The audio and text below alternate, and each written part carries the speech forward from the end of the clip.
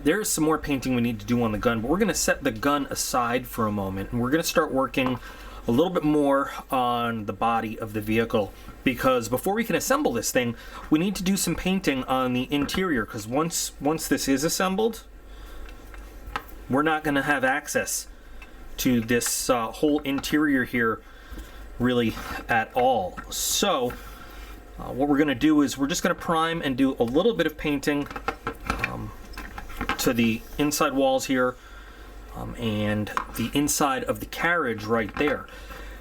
This is a time where it's really good to know what your paint scheme is going to be, especially if you intend to carry it over to the whole vehicle. Now, I have a standard paint scheme that I do on most of my armored vehicles.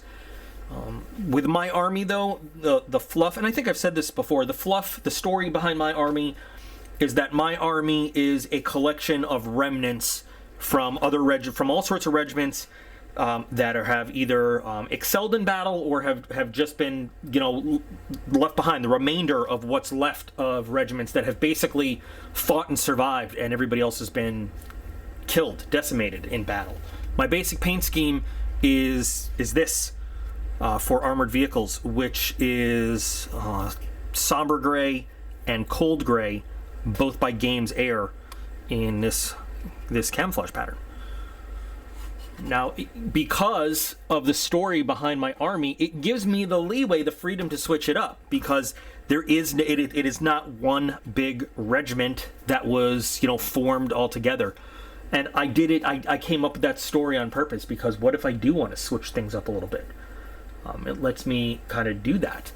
So for this one, I'm switching it up a little bit. I'm changing away from the cold gray to some colors that are just slightly lighter to go with the somber gray. The somber gray is a little bit darker. It's a bit darker than gunship gray. So I think what I'm going to be doing is I'm going to use a stonewall gray, a wolf gray, and it's still going to be the base in the somber gray, and I'm going to have the main camouflage in the stonewall gray, and then just some outlining with the wolf gray.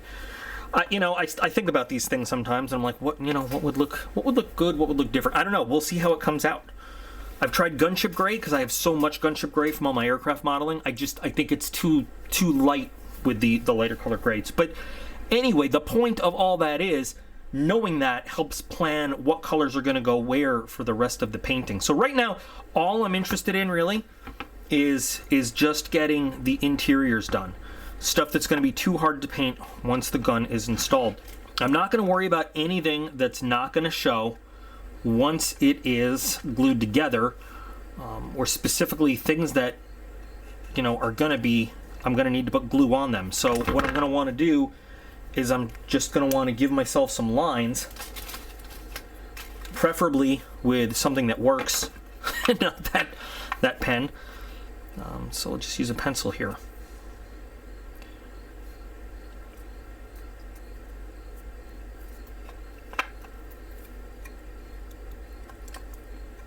And now I know let's see, the bottom will be painted with everything else, but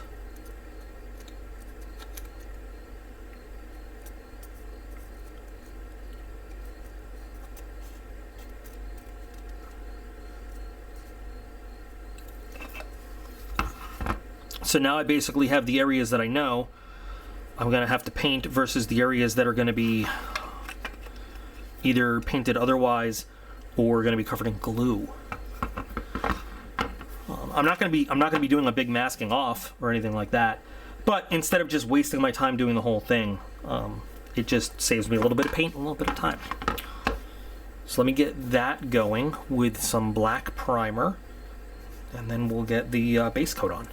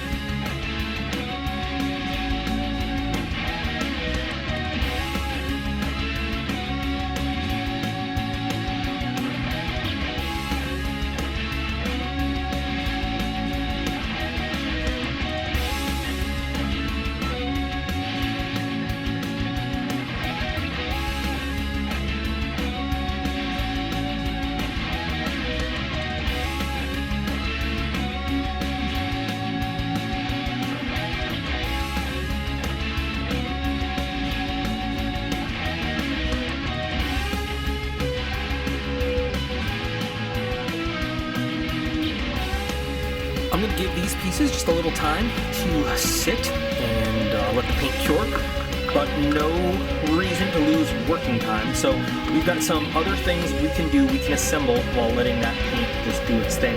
We've got trench rails. I don't like to put trench rails on. I think they're a little bit too World War I, but I'm going to put the trench rails on this guy this time. We've got some exhausts we can put on, and we could theoretically put the tracks on if we wanted to, but I'm going to wait to put the tracks on until everything else is painted, because it's easier to just paint the tracks and then glue them on. So these exhausts are easy to just snip right out. And oops, I cut that way too close. I shouldn't have cut that part. I just realized, but you know what? It's cool. We can fix that right up. These posts are actually part of the exhaust, and they hold it up. And without thinking, I cut right through one. Mistakes can be made, and they can be fixed. If that's the worst mistake I'll make building this thing, that'll be awesome. And let's give this a little test fit. These should fit nicely into there, and that fits pretty well. Got one on there.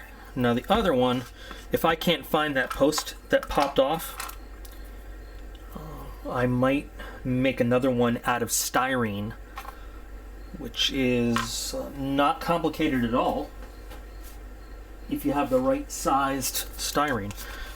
I'm just going to take a piece of plastic left over from another kit. I'm going to cut a little piece off, and I'm going to put it in there, and we will have our piece back. Not a big deal. Post repair, no problem. Okay, we're ready to mount this guy on to the hull. Another thing, looking ahead, we've got this brace that goes across the top, and we've got some hoses that mount here and here, so we can go ahead and get that finished. I might not fully assemble this thing until everything is done and painted, now that I think about it, just because of what it takes to finish and give the matte coat, you know, over top, and the differences in the finish that I want on the gun and everything. It might actually be a vehicle that doesn't get fully assembled until that's all done. But I know that this is going to be an assembly that has to be finished prior to everything else, you know, prior to that final assembly and everything. So we can go ahead and get this put together now and sorted out so that we know where these pieces are going to go, and that we can at least, you know, start working on these sub-assemblies to have it kind of go together when it's all finished in an easy fashion, so we can get the majority of the painting done all together. So if I just put a little bit of glue in each one of these little holes and start positioning these hoses.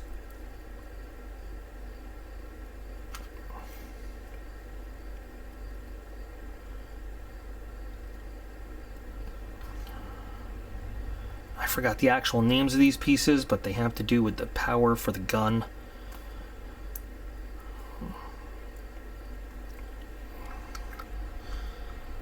And then they slip into these capacitor brackets over there. We need a little bit more glue.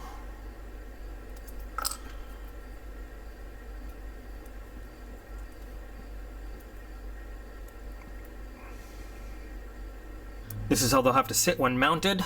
So we've got that done.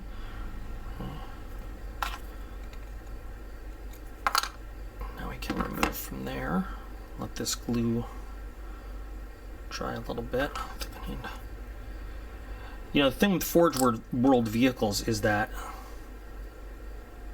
a lot of it is trying, you know, the instructions are honestly not great. The fit is not always great. It's not an injection molded perfect kit like you get with a lot of the other Warhammer vehicles. They're super detailed and they're really cool, but sometimes there's a lot of work that goes into getting them assembled and right. And that's just the nature of resin kits, unfortunately.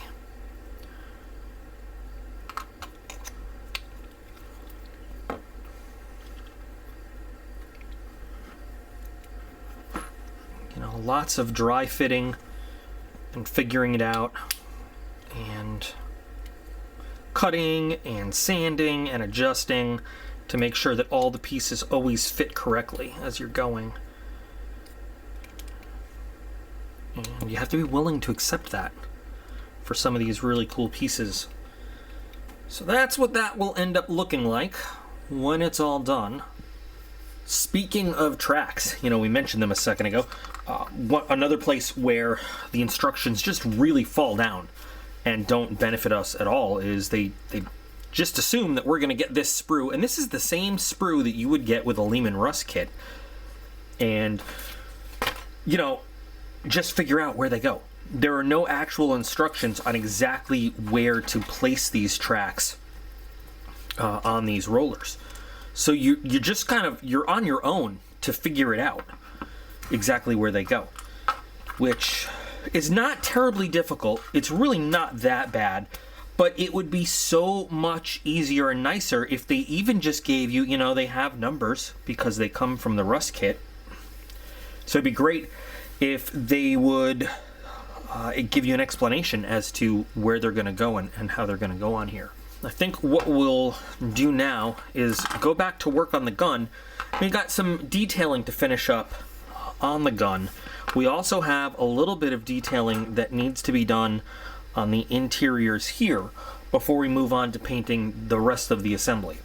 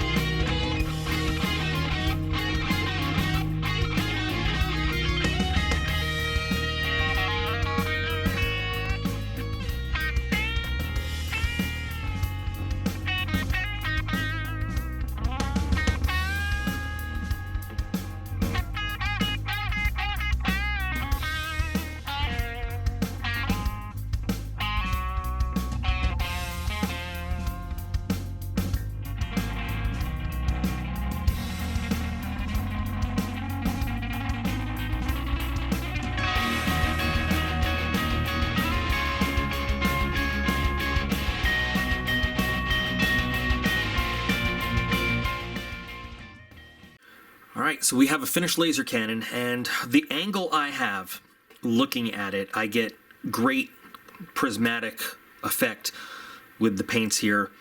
I wish it came out on camera. You know, I tried to capture a little bit of it earlier by moving the camera angle around. I'm not sure if we really got it or not, but it has the exact effect I want.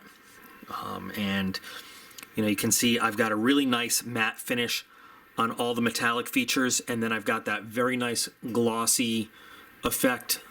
What I'm going for here is, you know, glass tube for the laser, for the neutron cannon. Not quite plasma, but just you know, to show the lasery effect in there, and it's just coming out great. Love it. Simple, relatively simple work on the cannon. Just different metallics put together, but and then as you saw, the Tamiya weathering compact for just a little bit of hot metal effect on the muzzle. But we are now ready to put this into our hull and see what it's going to look like when it's all done. We're actually ready to assemble the hull, which is pretty exciting. Now, there's some imperfections inside the inner painting. That's fine, because this is where I test fit some pieces that are actually going to get glued on there. Everything that I did the matte coat on, the dull coat, I did that because we're not really going to work on that anymore. So it's pretty much, it's done, it's set. Now, what's really nice is that, you know, you can see it now. When we have everything else finished, it's going to have a matte coat on it, so it's, you know, going to be dull. But that glossy area is really going to shine and be kind of like a focal point for the whole thing to draw your eye to it. With this being done, though, I now can grab some glue and we can start to place these two halves of the hull together, because everything that needs to be done with regard to the hull pieces is done. We have what you could legitimately, I mean, if you wanted to at this point, put on a table and play. I wouldn't, but it has the elements you need to be a Valdor tank hunter. Of course, it's very much unfinished. We have a lot more work to do, but it looks good so far. The cannon fits nicely. It elevates now. I don't think it's going to be able to do that once we get everything installed. But I think this is a great place to stop this video, and then we'll continue in the next one, where we will start working on a few more basic parts for installation before we can actually start painting. We don't have that much left. We have the heat shield for the gun, which goes right about there. We have this, whatever you want to call that, that goes over there. We have a couple of doors for the commander. We have a heavy stubber that will get mounted over there. And we have our little secondary armament options. And of course, then we have the plastic tracks that go all around. I don't have those in front of me right now. But for actual vehicle construction, we are pretty much getting to the finishing point to where we can paint. What we're also going to have to do, though, is mask this whole cannon off as we go and do the rest of the painting and weathering and finishing. So you'll see how we manage all of that and get everything done in the next part. So, you know, 2 whole videos just to get the gun and the hull assembled, but I'm trying not to make the videos that long, but also not cut out stuff that I'm doing, so we can get a good view of how the whole thing goes together. So, I hope you enjoyed this part. I certainly have enjoyed getting it to this part. If you're building along at home with whatever project you have, keep building them and build them well. And join me again for the next part in our series of building the Valdor Tank Hunter, and I'll see you again soon.